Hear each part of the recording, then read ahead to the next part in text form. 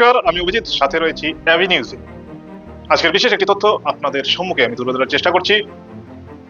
শ্রীভূমি জেলার পশ্চিম চেরাগি অঞ্চল, সীমান্তবর্তী এলাকা, মিজোরাম সীমান্তবর্তী এলাকা রয়েছে সেটা। সেই এলাকার একজন অসুস্থ রোগী মানুষ শিলচর মেডিকেল কলেজে যাওয়ার পর কি ঘটনা ঘটলো ওনার সাথে, সেই সম্পূর্ণ বিস্তারিত বিষয় আমরা তুলে ধরার চেষ্টা করছি। সরকার একদিকে দেখুন স্বাস্থ্য ব্যবস্থাকে শক্তিশালী করার উদ্দেশ্যে বিভিন্ন ধরনের পদক্ষেপ হাতে নিচ্ছে, বিভিন্ন ধরনের অর্থমন্ত্রী করে চলছে, কিন্তু তারপরও দেখা যাচ্ছে মেডিকেল কলেজের যে অবস্থা কিভাবে রয়েছে, এবং প্রত্যন্ত অঞ্চল থেকে সাধারণ মানুষ যখন সেই মেডিকেল কলেজে যায়, মেডিকেল কলেজে যাওয়ার পর কি ঘটে তাদের সাথে, কেন আজকের দিনে সাধারণ মানুষ মেডিকেল কলেজের সেই ব্যবস্থা থেকে বঞ্চিত রয়েছে এবং বাধ্য হয়ে ব্যক্তিগত বা প্রাইভেট চিকিৎসালয়ে গিয়ে ভর্তি হচ্ছে। কিন্তু একজন অসহায় মানুষ, আর্থিক দিক থেকে দুর্বল অসহায় মানুষ কিভাবে প্রাইভেট নার্সিং হোমে চিকিৎসা করবে, সেই দিকে রাজ্যের মুখ্যমন্ত্রী তথা রাজ্যের স্বাস্থ্যমন্ত্রীর দৃষ্টি আকর্ষণ করছি আমাদের অ্যাভি নিউজের পক্ষ থেকে, এবং যারা ভুক্তভোগী জনগণ রয়েছেন তাদেরও আর্তনাদ রয়েছে সরকারের প্রতি। আমরা এই যে বিস্তারিত বিষয় আমরা তুলে ধরার চেষ্টা করছি, এখানে আমাদের এই সংবাদে এমনই একজন ভুক্তভোগী রয়েছেন যার পরিচয় এবং তার ছবি আমরা গোপন রাখার চেষ্টা করেছি। উনি কি বলেছেন, কি ঘটেছিল, শুনুন আমাদের এই প্রতিবেদনে।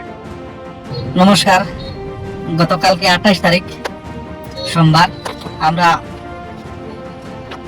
শ্রীভূমি জেলার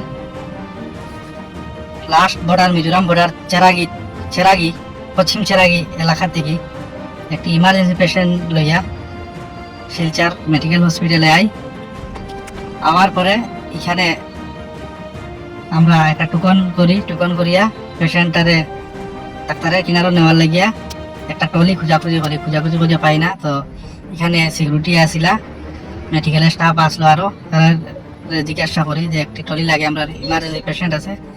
তো দেখাই ওরকম খুঁজাখুঁজি করতে করতে বহুত সময় গেছে। তারপরে এখানে টুকন করার পরে তারা বলছেন এখানে না, ইমার্জেন্সির সামনে লইয়া যাও, ইমার্জেন্সির সামনে আছে। এখানে পেশেন্ট ঘুরাইয়া আউটডোরের সামনে দিয়ে যাবার লইয়া গেছি আমি ইমার্জেন্সি মেডিসিন, এখানে নিয়েও ট্রলি পাইছি না। ট্রলি টুকনও করছি আরবার, রিড টুকন করছি আরবার করিয়া এখান থেকে লইয়া গেছি ইমার্জেন্সির সামনে, মেডিসিন ইমার্জেন্সির সামনে গিয়েও ট্রলি নাই। তারপর স্টাফের গুলার সাথে কথা হইলাম, কেউ কেউ ওদিকে আছে, কেউ কেউ এদিকে নাই, ওদিকে যাও, ওরকম আমরা বহুত ঘুরাইছে। ঘুরানির পরে প্রায় বহু সময় গেছে, বহু সময় যাওয়ায় পেশেন্টের অবস্থাটা আরো একটু খারাপ হয়েছে, আরো খারাপ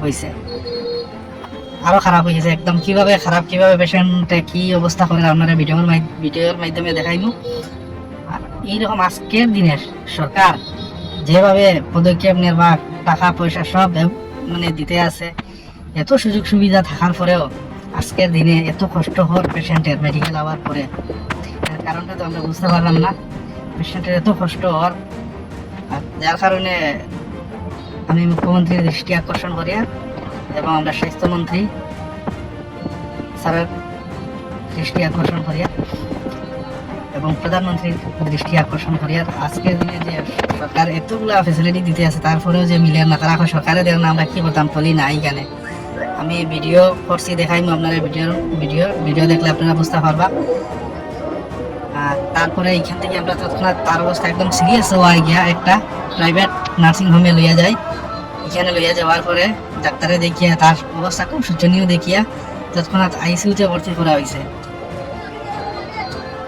তাই নয়, তো এই ফ্যামিলিটা খুব গরিব ফ্যামিলি, আর্থিক অবস্থা খুবই খারাপ আর্থিক অবস্থা।